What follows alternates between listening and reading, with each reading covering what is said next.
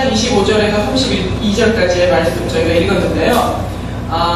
오늘 이제 본문의 말씀은 에베소서 교회를 향한 사도 바울의 편지입니다. 그런데 이 내용의 이제 4장 25절 전반부까지 내용을 보면 새 사람이 될 때에 어떤 삶을 살아야 되는지 성도들에 대한 어떤 교훈들을 담고 있습니다. 그래서 오늘 이 말씀도 새로운 삶을 살 때, 새 사람이 될 때에 우리가 어떻게 살아야 되는지에 대한 마음과 말에 대한 그런 주제를 가지고 이야기를 나누고 있습니다. 사실 오늘날 교회가 혹은 크리스찬들이 많이 비판을 받고 있습니다. 세상 사람들이 비판하는 내용 중에 주된 내용이 뭐냐 하면 믿는 사람들이 왜 저래? 교회 다니는 사람들이 왜 저래? 하는 이야기를 굉장히 많이 듣고 있는데 그 비판에는 사실상 우리의 삶을 돌아보면 상당히 일리가 있습니다. 비판받아 마땅한 잘못들을 저희가 많이 저지르고 있는데 또한 무리한 점도 없지 않아 있다는 거예요. 100% 일리가 있는 것은 아니에요. 100% 잘못된 것도 아니고 일리가 있는 부분이 있고 무리가 되는 부분이 있는데 그것은 우리가 예수를 믿기 시작한다고 해서 우리의 예전의 삶이 완전히 순간 뒤바뀌어버리고 완전히 새 사람으로 바뀌어버리지는 않는다는 거예요. 영적으로는 우리가 새 사람이 되어집니다. 죽음에서 생명으로 옮겨가지만 우리의 생활 습관적인 면에 있어서 우리가 예수 그리스도를 영접하고 세례를 받는다고 해서 그 순간에 완전히 변화돼서 다른 모습으로 살아가는 그야말로 모든 인성과 인격이 다 준비된 그런 사람으로 순식간에 바뀌지는 않는다는 거예요. 그것 때문에 사실 이 일리가 있고 또한 무리한 점이 있다는 이 반반이 있는데 이런 부분을 우리가 이해하고 알아야지만이 그 대상이 되는, 결국에 그들이 기대하는 대상은 우리 자신이잖아요. 예수를 믿는 우리가 변화되기를 원하는데 우리가 도대체 왜 변화가 되지 않는지 또 어떤 문제가 있는지를 알아보는 게 도움이 될 거라고 생각을 합니다. 우리가 이제 그 교회를 다니는 예수를 믿게 되는 사람들을 비유할 때 가장 많이 쓰는 비유가 이제 어떤 임금님이 길을 지나가다가 다리 밑에 있는 거지처럼 사는 한 아이를 데려다가 이제 왕궁으로 데려가서 그 아이를 왕자로 삼았어요. 우리가 이제 이런 비유를 통하여서 예수를 믿지 않는 사람이 예수를 믿게 돼서 왕보다 더하신 그 하나님의 자녀가 되는 것을 비유를 하는데 그렇게 해서 그 아이를 입양해서 왕궁에 데려다 놓으면 이 아이가 내가 이제부터 너를 입양해서 왕자로 하겠다 하는 순간부터 왕자다운 품위와 삶과 이것을 다 행할 수 없다는 거예요.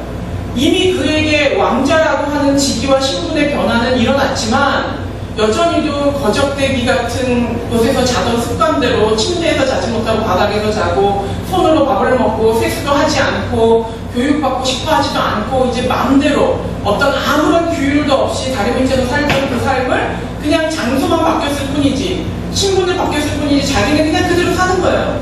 뭐 식사 매너고 뭐고 어떤 신하들을 대접하는 그런 어떤 그 형식이나 예의범절 이런 거 다 무시하고 혼자서 그냥 막 사는 거죠. 그러니까 예의 없고 천박한 거지의 생활을 그대로 사는 거.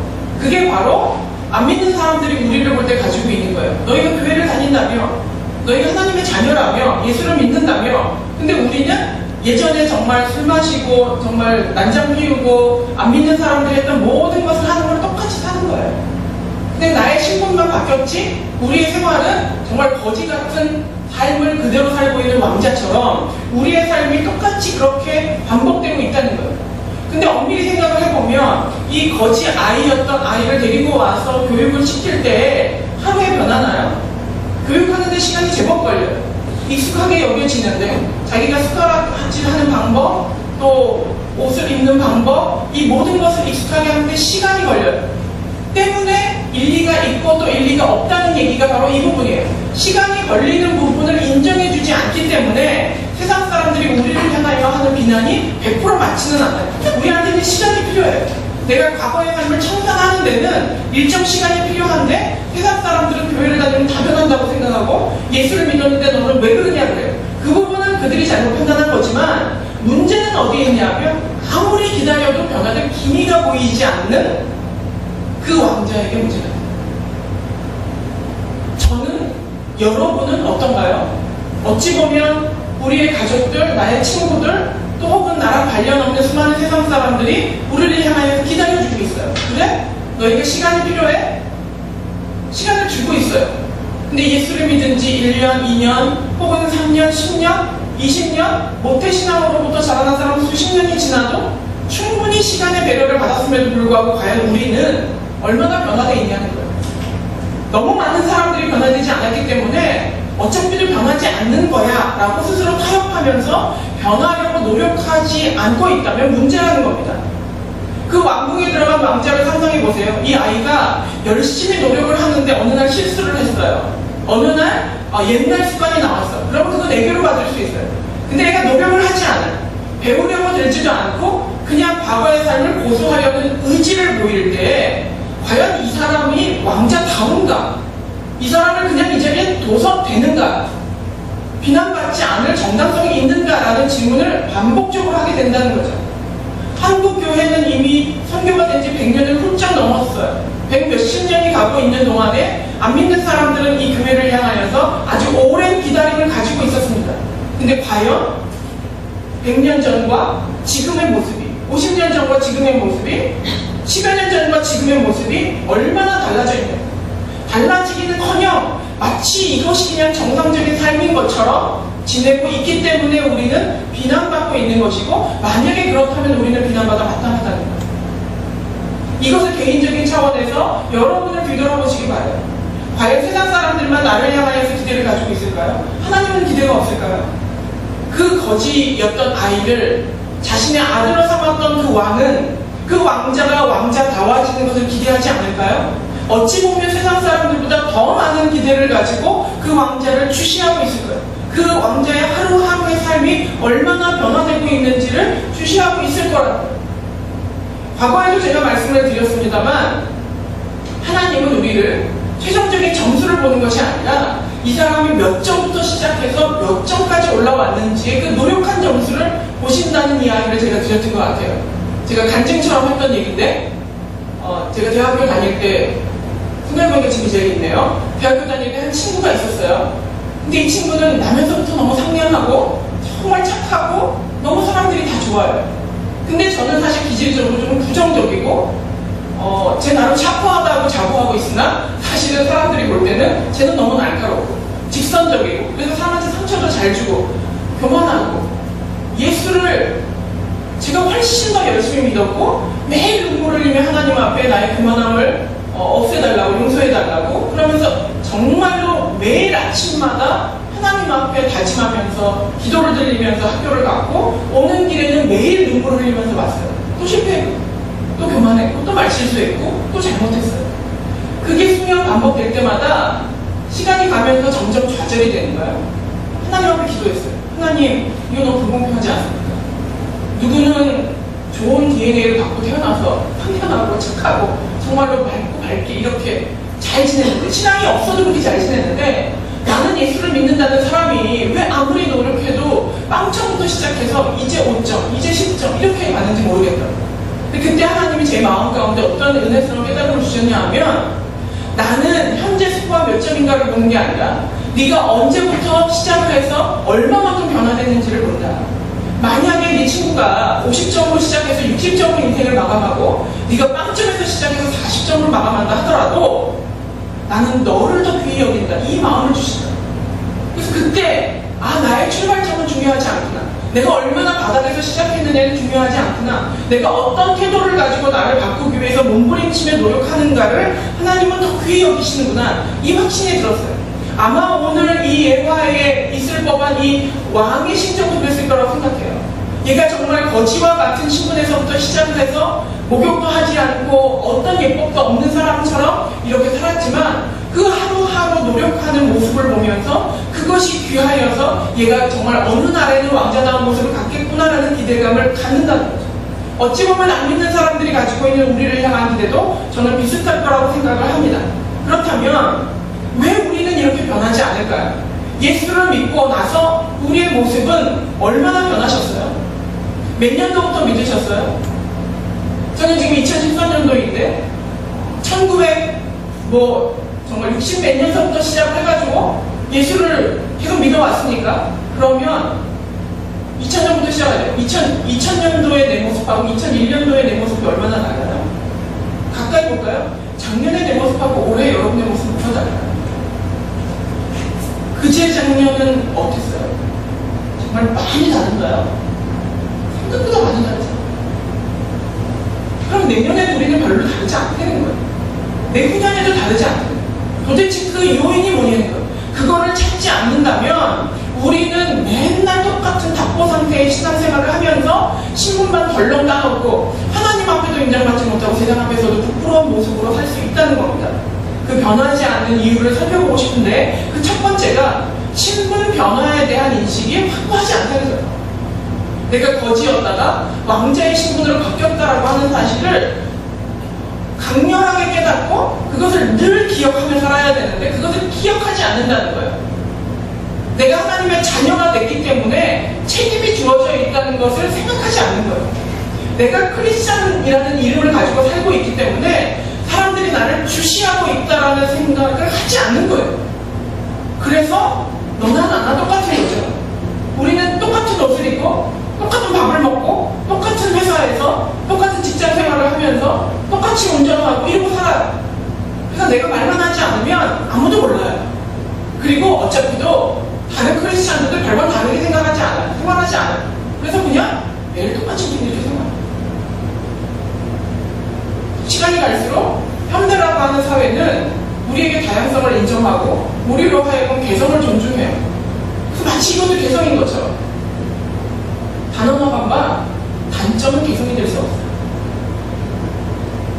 다른 것은 개성이 될 수 있지만 고쳐야 하는 점, 단점은 개성이라고 할 수 없다는 거예요. 그러면 우리가 생각하는 이거는 내 스타일이야, 이건 나의 개성이야 라고 하는 것이 하나님이 기뻐하시는 거라면 우리는 그것을 고수할 수 있지만 그렇지 않다면 우리는 그것을 바꿔야 된다는 겁니다. 내가 어떤 신분인지를 인식하고 깨닫고 그냥 나는 이대로가 편해, 이대로 그냥 쭉 갈 거야. 나는 편하지만 그 왕궁 안에 데려다 놓는 거지의 삶을 살고 있는 그 왕자를 바라보는 모든 사람의 심정은 너무나 힘들고 괴롭다는 거예요. 어찌 보면 크리스찬이라고 이름하는 나를 보는 다른 사람들의 심정, 가까이 있는 가족들, 또 멀리 있는 친구, 전혀 나를 알지 못하는 다른 사람들이 나를 볼 때 그것을 향하여서 가슴 아파하고 답답해하고 정말로 비난하고 있다면 우리는 내가 하나님의 자녀라는 신분을 귀히 여기지 않고 있거나 혹은 인식하고 있지 않다는 겁니다. 때문에 우리가 변화되기 위하여서 우리에게 가져야 되는 경각심이 있습니다. 제가 예전에 작년에 초창기에 교회를 세우면서 설교를 할 때 성도들을 향해서 여러 번 그런 얘기를 했었습니다. 나를 감시하라. 지금 저희 교회는 재정을 제가 다 하고 있어요. 근데 여러분은 아무도 저를 감시하고 있지 않아요. 여러분이 저를 주시하고 감시해야 제가 죄를 짓지 않아요. 지금은 교회 규모가 작고 무슨 재직을 세우지 않았기 때문에 그렇게 하고 있지만 어느 순간이 되면 서로가 서로를 감시한다는 게 무슨 공산당이 감시해서 고발하는 이게 아니라 서로가 서로를 견제해서 저 사람이 죄를 짓지 않도록 하는 거예요. 부모 밑에 있는 자식이 왜 죄를 덜 짓는지 아세요? 나가서 마음대로 할 수 있지만 그래도 최소한 엄마의 눈이 지켜보고 있다. 이게 무슨 고3 수험생 교문에도 있다면서요? 엄마가 지켜보고 있다. 그거를 인식하는 순간 경각심을 갖는 거예요. 여러분은 저를 지켜봐야 되고 저는 여러분을 보이지 않는 마음으로 지켜보고 있는 거예요. 그래서 내가 올바로 살아야 되겠구나. 이 마음을 갖도록 해야 된다. 하나님이 나를 지켜보고 있다는 것. 누군가가 나에게 변화의 요구를 반복적으로 하고 있다는 것. 계속 나에게 신호를 보고 있다는 것. 우리가 거부해서 그렇지 우리는 세상을 통하여서 끊임없이 신호를 받고 있어요. 크리스찬은 변해라. 크리스찬이 너는 변해라. 너는 달라져야 된다. 예수를 믿기로 결정했기 때문에 달라져야 된다는 신호를 계속해서 받고 있다는 겁니다. 두 번째 우리가 변화되지 않는 이유는 뭐냐 하면 내가 생명을 얻었다라고 하는 인식이 약하기 때문이에요. 저희 회사에 어떤 한 분이 있었는데 제가 이제 회사 직원들을 상담을 하니까요. 너무나 본인이 가족 중에 아버지를 너무 존경하고 신뢰하고 본인에게 있어서는 너무 기둥과 같은 존재였어요. 근데 어느 날 횡단보도를 건너다가 돌아가셨어요. 아버지가. 임종도 보지 못했고 그냥 바로 직사하셨어요. 건강하셨는데 퇴근길에 돌아가신 거예요. 너무 황망하게 아버지를 보내고 이분이 우울증에 빠졌어요. 근데 3개월도 되지 않아서 어머니가 뇌에 문제가 생겨서 큰 수술까지 뇌수술을 하게 됐어요. 거기에다가 가정적인 여러 가지도 어려워졌어요. 그러다 보니 기질도 약한 분이 이제 깊은 우울증에 빠진 거예요. 살고 싶지도 않고 의욕도 없어요. 끊임없이 저에게 와서 회사를 그만두겠다. 갈 데가 있냐? 어디 가려고 그만두는 게 아니라 자기가 이렇게 하루하루를 살아가는 것 자체가 괴로우니 자기는 그냥 모든 걸 포기하고 그냥 집에 처박혀 있고 싶다는 거예요. 그 안에는 정말로 생을 막아보고 싶은 마음도 있었겠죠. 근데 그랬던 분이 무슨 일이 터졌냐 하면 이제 어머니가 이제 뇌에 문제가 있으니까 의사가 이거 유전적인 거니까 한번 검사해보자 한 거예요. 그래서 검사를 했더니 지금 이 사람을 죽게 생긴 거예요. 너무 위험한 상태예요. 뇌 혈관이 팽창돼가지고 터지기 일보 직전이었거든요. 그러니까 뇌 혈관이 이렇게 풍선처럼 한쪽에 올라왔는데 풍선 위에 또 풍선이 생겨있는 상태예요. 수술하다가 사망할 확률이 너무 높다는 거죠. 눈물을 흘리면서 저한테 다시 들어와서 하는 겁니다.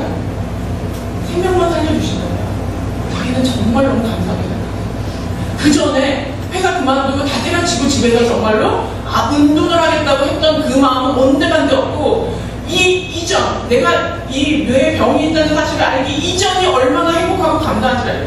내가 살 수만 있다면. 근데 이제 이분이 진짜로 죽게 되자 죽은 위기가 오자 무슨 생각이 드냐면 그 남아 계신 어머니 남아있는 자식 뭐 걱정이 한 걱정이에요. 자기가 죽게 되면 다른 사람은 어떻게 해요? 근데 사실은 이 사실을 알기 전에는 자기가 죽으려고 그랬었어요. 아무 의욕도 없이. 그러면서 같이 기도한 게 하나님이 만약에 생명을 주신다면 정말로 의욕 있는 사람이 다시 한번 살아보자. 그렇게 기도했어요. 감사하게도 수술이 잘 맞춰졌어요. 만약에 이분이 또다시 우울한 마음이 들 수도 있겠죠. 환경적으로 어려움이 있을 수도 있겠어요. 근데 그 전과 그 후가 같을까요? 저는 절대로 같을 수 없다고 생각해요. 내가 죽을 수도 있었다는 곳에서 하나님이 건져줬다는 사실 때문에 일평생 자신이 어려움이 올 때마다 그때를 기억하겠죠.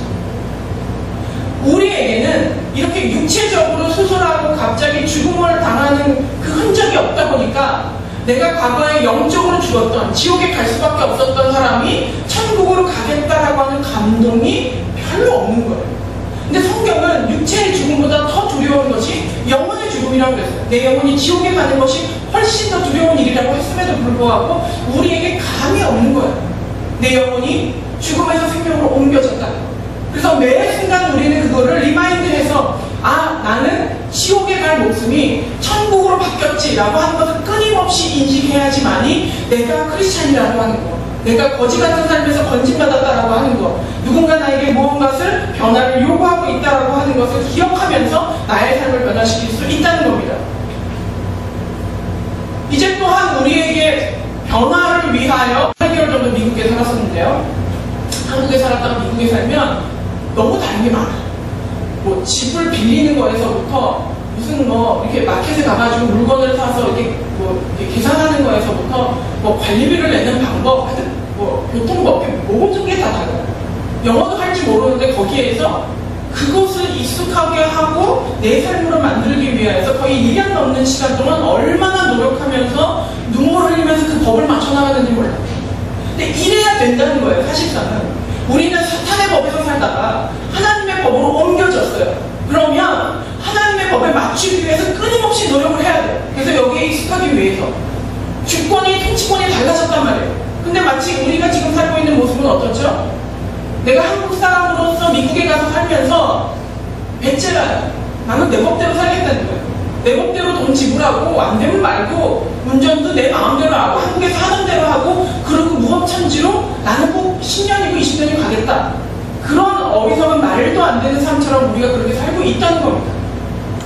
저도 여러분과 똑같아요. 목사지만 누군가 나를 목사로 알아보는 게 그렇게 반갑지 않아요. 때로는 목사님들하고 이렇게 여러 명 무리지어서 좋은 뮤지컬을 보러 가기도 하고 어디 이제 레스토랑을 가기도 해요. 그럼 우리끼리 농담 반, 진담 반, 여기서 목사라고 부르면 5,000원씩 벌금 내자 이런 거 해요. 왜냐면 사람들 앞에 목사들끼리 무리지어서 어디 다니는 게 꼭 100% 창피한 건 아닌데 좀 쑥스러운 그런 게 있는 거예요. 그래서 밖에 나오면 우리 서로 사장님이라고 부르자 이러면서 다니거나 그 내면에는 뭐가 있냐 하면 혹여라도 내가 세상에서 이렇게 놀면서 살 때에 실수하는 모습이 사람들에게 눈살을 찌푸릴까봐 두려운 게 있어요. 근데 원칙적으로 따지면 어떻게 하죠? 내가 목사다운 태도를 보이기 위해서 노력을 해야 돼요. 오히려 잘못할 때 큰 소리로 아 목사님 이러시면 안 되죠. 이러면서 서로를 자극해야 되는 판에 마치 목사가 아닌 것처럼 하면서 이렇게 사는 거예요. 여러분은 어떠세요? 제가 직장에서 이제 사목을 하고 있잖아요. 회사에서 이제 목사로서 섬기고 있는데 50% 이상의 크리스찬들이 자신이 크리스찬임을 밝히지 않아요. 왜냐하면 얼굴 붉힐 일이 너무 많은 거예요. 그래서 시험 들게 하고 싶지 않다는 거예요. 너무 충분히 공감이 가고 너무 실제적인 얘기예요. 끊임없이 강조하고 자신이 크리스찬임을 드러내고 변화되자라고 아무리 해도 그렇게 하고 전화통으로 뭐 XX 하면서 막 이 일을 추진하기 위해서 하기가 너무 어렵다는 거예요. 그리고 너무 창피하다는 거예요. 그래서 싸운 일이 있으면 주중에 예배를 못 와요. 사람들은 자신의 양심이잖아요. 그러나 그럼에도 불구하고 무엇을 드러내야 된다고요? 내 통치권이 바뀌어 있다는 걸 드러내야 된다. 저부터 또 여러분부터 우리는 하나님의 자녀라고 하는 걸 드러내고 창피하면 그 창피함을 없애기 위해서 태도를 바꾸려고 해야지 숨기는 것으로 내가 너희와 똑같은 통치권에 사는 사람이야. 그러니까 나를 좀 봐줘. 이렇게 가서는 안 된다는 겁니다. 그래서 우리는 작은 것 하나부터 변화를 시켜나갈 필요가 있는데 오늘 나와 있는 이 본문을 통하여서 그 작은 것을 변화시키기를 원합니다. 왜냐하면 작은 것으로 시작된 그 변화는 나로 하여금 과거로 돌아가지 않게 하는 원동력이 될 수 있어요. 내가 작은 것 하나를 변화시키려고 노력하는 삶 때문에 과거의 거지와 같은 삶으로 돌아가려는 회귀하려는 그 신분만 얻은 왕자의 마음을 스톱시킬 수 있다는 오늘 나와 있는 본문 중에서 우리가 무엇을 변화시킬지에 대하여서 한번 이야기를 나누려고 합니다. 오늘 나와 있는 본문에는 너희가 분노하기는 하지만 죄를 짓지 말라고 해요. 우리 마음 가운데 분노하는 것 자체가 죄가 아닌가? 이렇게 이야기하는데 성경은 그렇게 얘기하고 있지 않습니다. 화가 나는 것을 막을 수는 없지만 죄를 짓는 것은 막을 수 있다라고 성경은 얘기하고 있어요. 저는 참 이 부분이 은혜라고 생각이 돼요. 왜냐하면 내가 나와 직접적인 관계가 있을 때도 화가 나지만 그렇지 않을 때도 화가 나요. 저는 특별히 제가 운전할 때 절대로 유리 창문을 열지 않아요. 화가 날 때. 왜냐하면 내가 언제 무슨 소리를 창밖으로 내던질지 모르기 때문에 다른 거는 그럭저럭 참는데 저 같은 경우의 약점은 상점에 갔을 때 점원이 굉장히 불쾌한 태도를 보이거나 아니면 운전할 때 매너 없이 사람들이 운전을 하거나 그러면 저는 그게 아주 제 아킬레스건이에요. 그 순간 뚜껑이 훅 날아가가지고 막 욕을 해주고 싶은, 물론 이제 욕을 해주고 싶은 마음이 드는데 창문을 꼭 닫아놓죠. 나 혼자 들을 수 있게. 누가 타 있으면 안 하죠. 혼자 있을 때는 제가 합니다. 저런 미친 뭐 이러면서 막 해요. 그래서 이제 내가 나를 통제하는 습관이 이제 유리창을 내리지 않는 거. 그리고 지금은 안 그래요. 근데 이제 아이들이 중고등학교 사춘기 때는 저도 더 힘들었었고 그 아이들도 힘들었어요. 그런데 어느 날 내가 기분이 아주 안 좋은 날 있잖아요. 집에 들어가면 누군가 하나 걸리기만 해. 그러면 이제 걔는 죽는 날이에요. 그런 거 내가 알잖아요. 그럴 때는 집에 들어와서 바로 안방까지 해요. 그리고 문 딱 닫고 밖에다가 이렇게 A4용지에 써놔요. 엄마가 피곤해서 먼저 잔다. 사실은 자는 게 아니라 분을 사기고 있는 거예요. 그러니까 불의한 피해자가 생기지 않게 하기 위하여서 누구든 먼저 걸리는 놈이 죽는 놈이기 때문에 나를 감금시키는 거예요. 내가 화가 났지만 그것을 죄로 풀지 않게 하기 위해서. 성경이 지금 그 이야기를 하고 있는 거예요. 사람 살면서 생각하지 못하게 당황하거나 분노하는 경우가 생겨요. 사람들이 줄을 쭉 늘어서 있는데 나는 제대로 늘어섰는데 갑자기 점원이 거기 아줌마 왜 새치기 하고 그래요? 난 새치기 안 했는데. 그 모든 사람 앞에서 완전 창피를 당하게 되거나 그런 경우에 어떤 반응이 일어나죠? 막 심장이 벌렁벌렁 뛰고 얼굴이 막 푸르게지고 막 주먹이 부르르 떨리고 그래요. 우리는 집에 가서 대충 이러죠. 내가 그때 이 말을 해줬어야 되는데 하면서 막 자기 전에 막 다시 네 말에 대하면서 이렇게 일목요연하게 해줬으면 내가 톡 했을 텐데 근데 못한 게 다행인 거예요. 근데 그 반응이 일어난단 말이에요. 운전하다가 이렇게 갑자기 매너 없는 사람이 생명과 직결되어 있기 때문에 들어오면 갑자기 화가 나요. 혹은 내가 생각하지 못했던 정말 어떤 너무나 잔인한 테러의 사건을 보든가 어떤 사람이 페이스북에 그 팔레스타인 지역에서 아이들이 죽은 아이들의 시체를 확 모아놓고 이렇게 사진을 찍어놨더라고요. 이스라엘이 폭격을 해서 죽은 아이들이라고. 그러면서 이제 그런 거를 봤을 때 그 비참하게 피 흘려 죽어있는 아이들의 시신수식물을 보면서 분노가 일어나요. 뭐 한국 땅에서 일어나는 잔인한 어떤 살인사건이라든지 이런 걸 보면서 우리는 분노가 일어나요. 얼마 전에 있었던 윤오식갱이의 일 같은 경우에도 분노가 일어나요. 내가 직접적으로 관련이 없지만 분노가 일어나요. 그거를 죄라고는 안 하신다. 감사합니다. 화가 날 수는 있죠.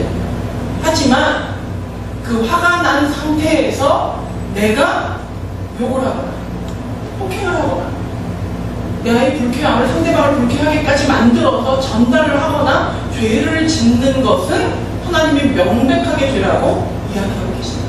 그래서 너희가 분노할 수 있지만 죄를 짓지 말고 그 죄 지으려고 하는 마음 때문에 사탄을 틈타게 하지 말아라, 마귀를 틈타게 하지 말아라 라고 이야기하고 있다는 거예요. 나랑 직접적인 관련된 일이 있을 수도 있고 관련되지 않은 일이 있을 수도 있지만 그 화가 났을 때 그 화 때문에 내가 다른 사람에게 피해를 주지 않도록 스스로를 철저하게 통제시키라는 거예요.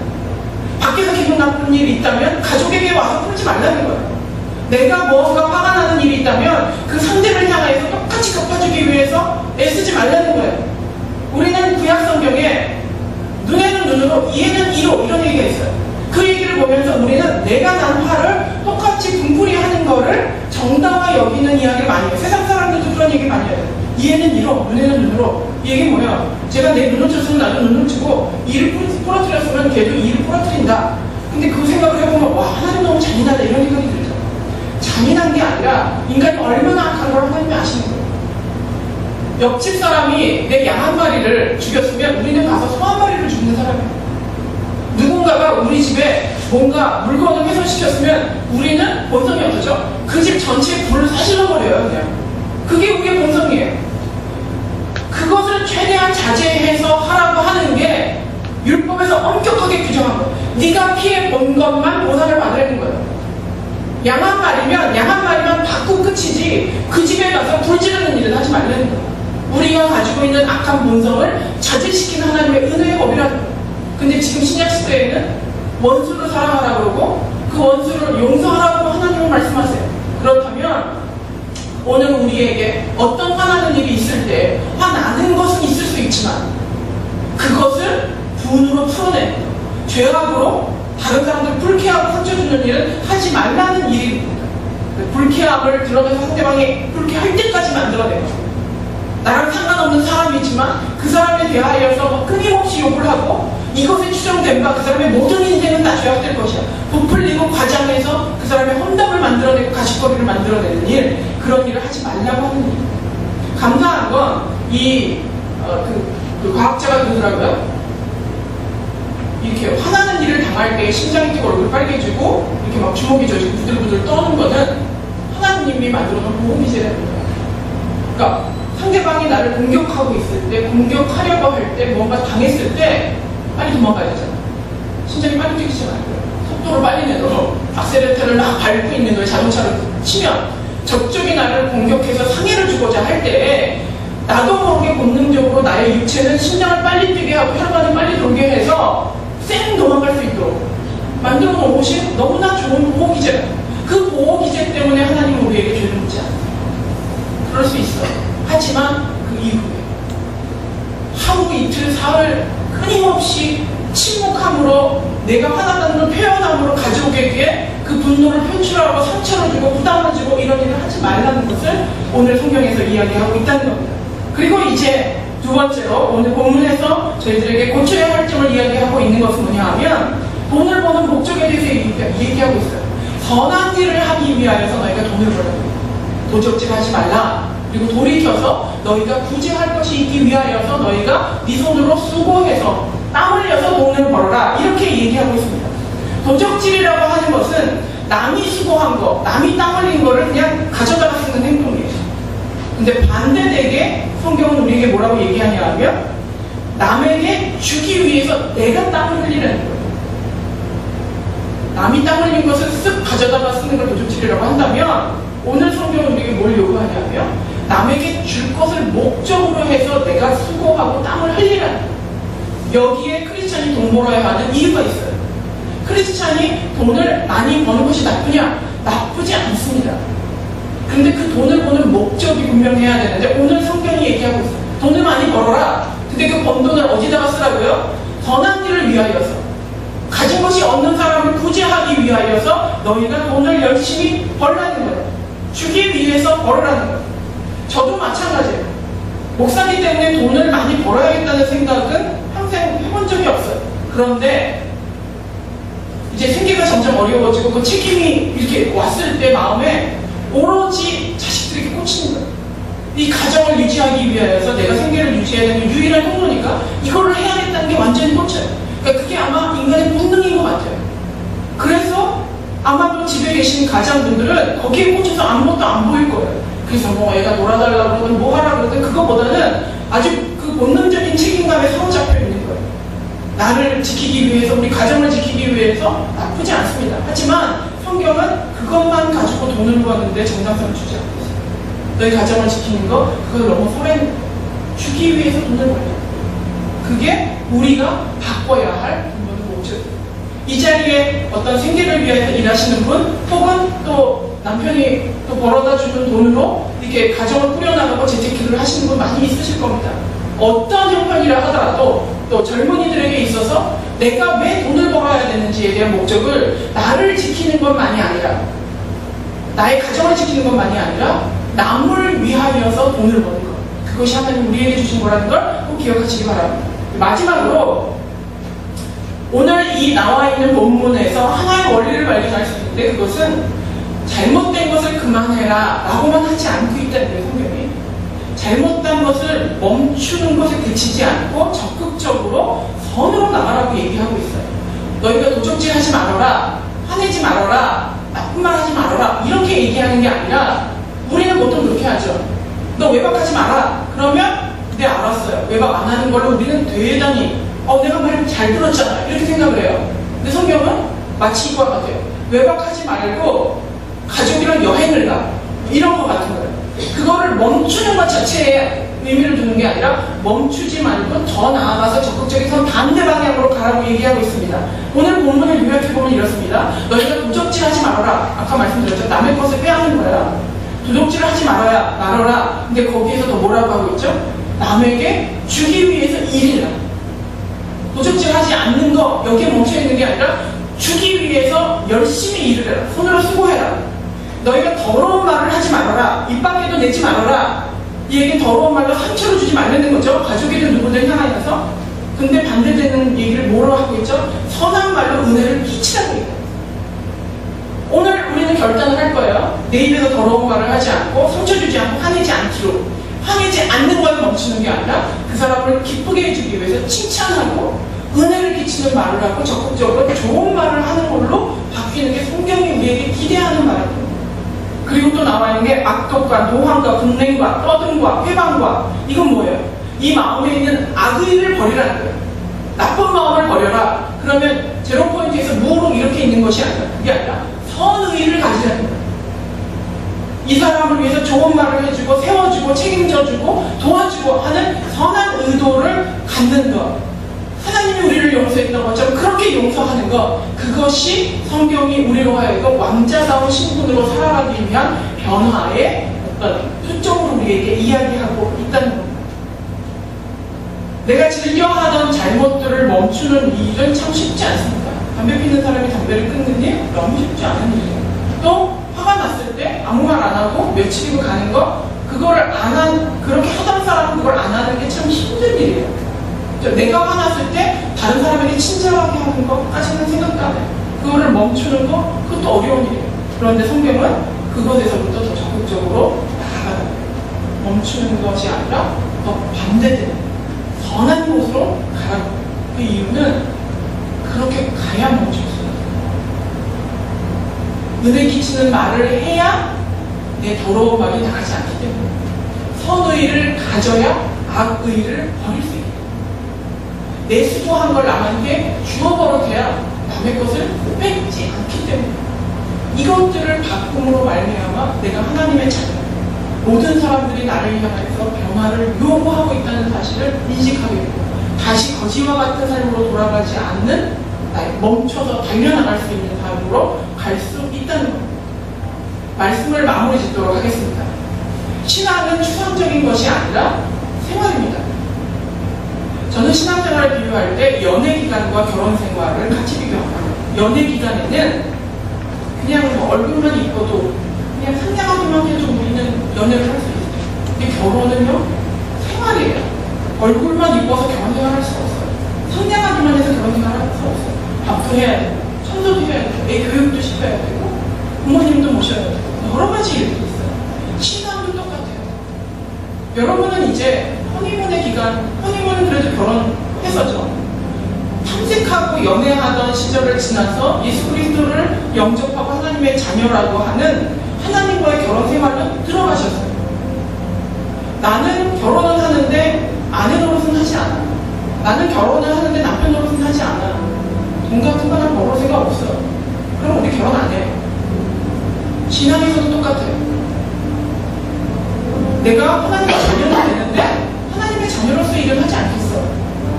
그건 아니지. 내가 예수 그리스도를 영접하고 예수님의 신랑 신부가 됐다면 우리는 무언가 해야 돼요. 숟가락 잡는 법을 배워야 돼요. 인사하는 법, 말하는 법, 옷 입는 법, 예를 갖추는 법. 내가 자라나서 정말로 좋은 왕자가 되어서 왕의 그 책임을 다 할 수 있는 사람이 될 때까지 노력하겠다라고 하는 모습을 보여요. 여러분은 예수를 믿은 지 기점이 다 다르실 거예요. 얼마나 변하십니까? 오래 믿었다는 게 이럴 때는 참 부끄럽고 창피한 것 같습니다. 올해는 얼마나 변하실 건가요? 올해 변하지 않는다면 내년에도 변하지 않을 겁니다. 내가 작은 것 하나를 변화시키는 게 얼마나 큰 힘을 가지고 있는지 여러분들이 그 위력을 경험하시길 바랍니다. 오늘 말씀드렸던 것, 돈을 품지만 그것 때문에 죄 짓지 않는 것, 도적질을 멈추고 남에게 축복이 위하여 돈을 먹고 모든 악한 말을 하던 것을 멈추고 칭찬하고 격려하고 은혜를 끼치는 선의를 가진 삶을 사는 것, 이것을 고쳐나간다면 우리는 최소한 하나님 앞에 네가 노력하고 있다, 고맙다, 그는 너한테 기대한다, 네가 오래 변했다면 내년에도 더 많이 변할 것을 기대한다, 이렇게 저희들에게 격려의 말씀을 주실 거라고 믿습니다. 적극적인 선은 악을 이깁니다. 악을 멈추려고만 하지 말고 적극적인 선을 통하여서 우리가 하나님 앞에 나가기를 바랍니다. 이 시간에 잠깐 기도하겠습니다. 하나님 아버지, 내가 혹시 미워하는 사람이 있다면 그 사람을 사랑하게 해주십시오. 혹시 내가 나의 입술을 통하여서 상처를 주고 내 얼굴 표정을 통하여서 불쾌한 빛을, 낯빛을 보이고